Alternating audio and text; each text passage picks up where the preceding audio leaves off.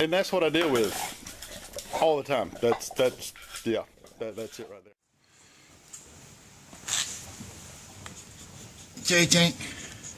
Tank. Alright, Tank says hey. Yep, there's the paw. He says hey. Alright, today on GenXhotrodsTV, we're going to give you just a quick brief basic instruction on how to change the oil in your vehicle. We've got my cousin. She's here with her 2007 Dodge Nitro. We're going to change the oil in it. I'm going to show her how to change it, so we're going to let you walk through while I show her. There's going to be some details missed. There are plenty of videos on YouTube that you can go and watch and see all the specifics on how to change the oil in your vehicle. But we're just going to cover the basics here today. Okay, so first thing you want to do is jack your vehicle up and put it on some sort of blocks or stands. So we're going to let Jessica jack it up.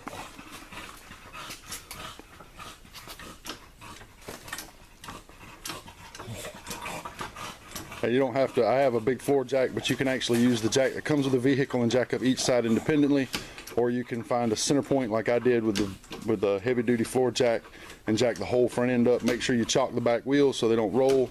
Make sure your vehicle's in park. Alright, so now once you get your truck picked up, put on jack stands, everything's sturdy, no shaking. Feel safe to get underneath it. You're going to need a catch can for all your. Okay, so get your catch can, put it underneath the truck. Get the size of wrenches you're going to need. Check your oil plug. It changes on vehicles. You're going to need some rags. Tank, you're going to need to move. Move, Tank. This is what I deal with. You're going to need plenty of rags, and then we'll go underneath and I'll show you what's going on from there. All right, so take your wrench. Loosen up your oil plug. Get your dog out of the way. Move. Yep. Just drop it in there? Yeah, you can. If you have a catch can like I've got, it won't let the plug go through. It won't let the plug fall in the oil. Other than that, you need to be really careful. Oh, that's hot. Yep, there's your rags. Make sure the oil's not too hot. Oh, yep. Make sure the oil's not too hot. That's warm. This is Jessica's first time changing her own oil, by the way. So you're learning right along with her. All right, now once your oil gets to running thin like this, just a thin line, because it'll sit there and run and drip forever. Go and get your oil plug back out and get it put back in. Get it snugged up. You don't want to over tighten this because you'll strip it. You just want to snug it up nice and tight. You want to make it tight, but you don't want to crank on it. Okay. Alright. And then take your rag and wipe off your oil plug. That way if it's leaking any, once you put the oil in it and you look underneath, you can see it. I'm trying to get this in the frame. I'm also trying to watch her too. So. Okay. Alright. Okay, so once you locate your oil filter, which like I said, this one's at the very front of the vehicle. Make sure your bucket is underneath the oil filter. And then take your oil filter off, and oil is going to come out. So you may want gloves on for this. And you want to try to spin that off in one fluid motion to keep as much oil off of you as possible, and then lower it down into the bucket. There you go. I still missed the bucket. And she still got it all over the floor. But that's okay. She did. We got plenty of stuff for that. Okay, so get your new oil filter. Take a little bit of oil and rub around the edge of the rubber seal that's on the top of it. What that'll do is let it slide into place without it kinking up the seal.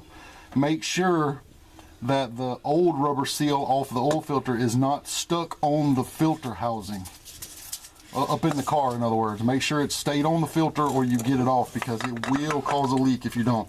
And then spin that filter on.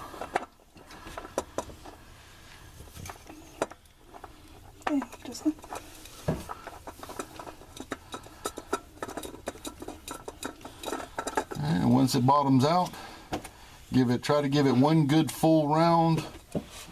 Once it bottoms out, and there you go, get it good and tight.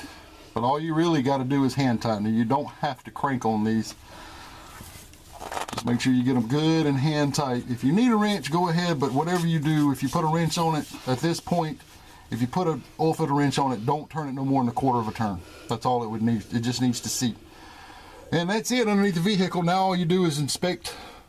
Make sure your tires are good. Make sure your brakes are good. Make sure all your lines, if you have any leaks, try to clean out around them to find where they're coming. Okay, so now that we've got all that done underneath, you change your oil filter. You drain the oil, you put the oil plug back in, you've made sure it's tight. You made sure your oil filter's tight. So now it's time to put the oil in. All right, so when you get ready to let down your jack to let your vehicle off, you've got the jack stands out from underneath it.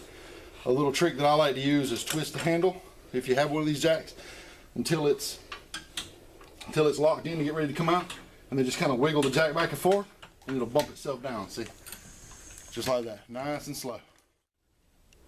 Okay, so a lot of times you may run into a point where you got to have a funnel, or you may not be able to find a funnel. So real quick, a tip or trick that we use in the industry is take an old Coke bottle, preferably one that has a nice fat bottom, but a small lid, 20-ounce bottle, anything like that. Just cut the top out of it.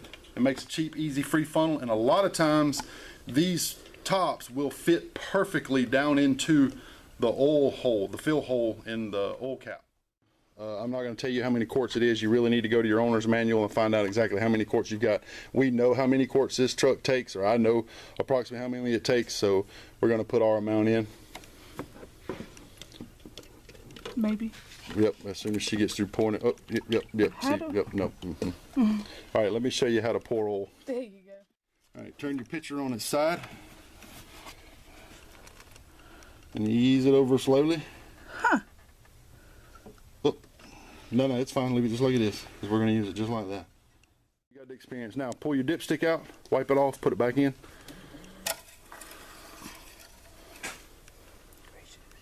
Yep, don't worry about what's on it and what it looks like. Just wipe it clean. We're going to start all over.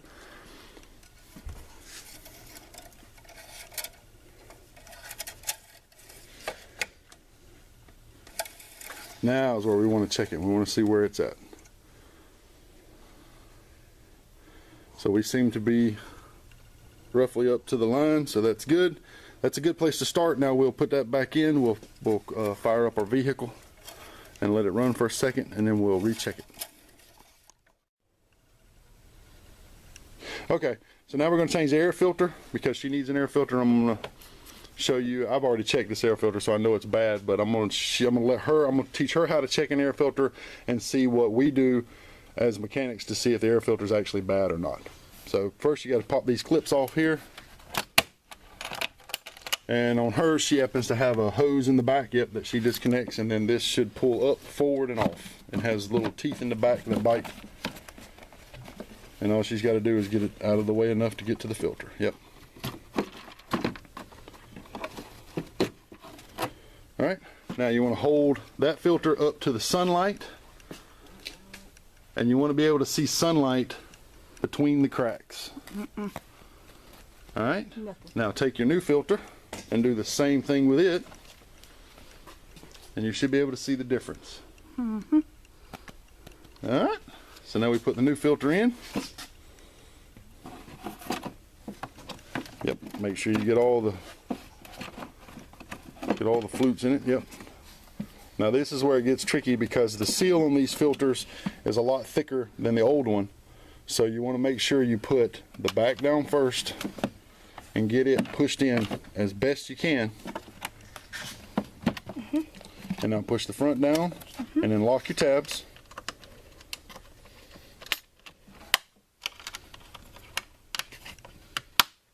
And then make sure you plug your crankcase ventilation hose back up, and you're all done.